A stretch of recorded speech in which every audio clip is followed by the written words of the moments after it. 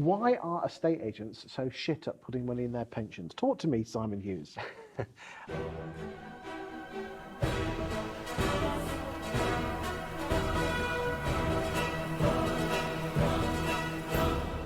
I'm actually talking about estate agency owners here. Because Yes. the staff normally have a pension set up Yes. under government law. You've got to unless you opt out.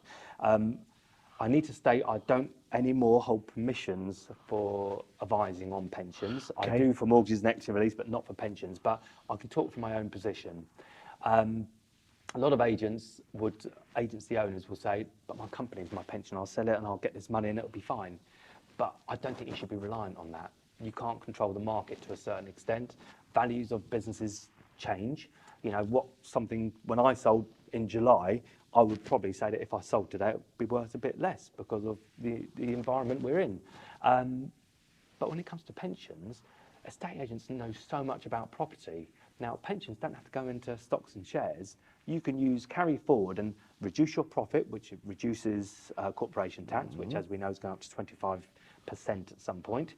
But I mean, Conran, I'll go back a few years. If I didn't use carry forward, we would have probably earned a profit of about £1 million in one of the years. And because we used carry forward, it meant I could put money into a pension, and through that I could buy property. You buy one, then you can buy another from the income from that. And also you can borrow money on your SIP. You can do a SIP mortgage and then buy another property.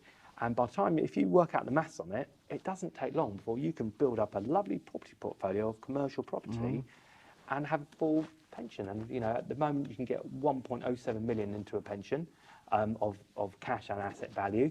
And in property, yeah, it's probably related to 7-8% return. So when you retire, if you can build that up, by the time it'll be 57, unless you're born after 73, you can build up an income of £70,000-80,000 a year if you get that right. So, but business owners don't seem to like pensions. There you go. We're not giving advice here. We're just giving opinion. That's it. We're looking at something called a self-invested pension plan, a SIP.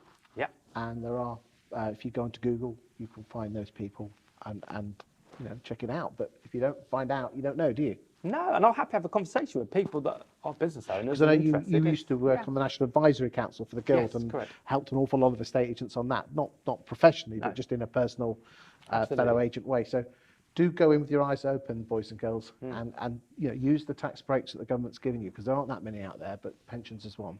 And actually, one thing I will say, imagine getting rent that goes in and you don't have to pay any tax on it. And that's what a SIP is. There's no tax payable on the income into the pension.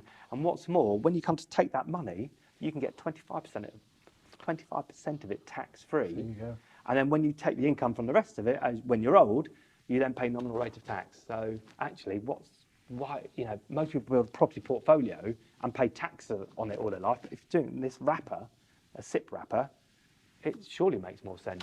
I think so. Indeed. Thank you for your time today, Simon. You're welcome.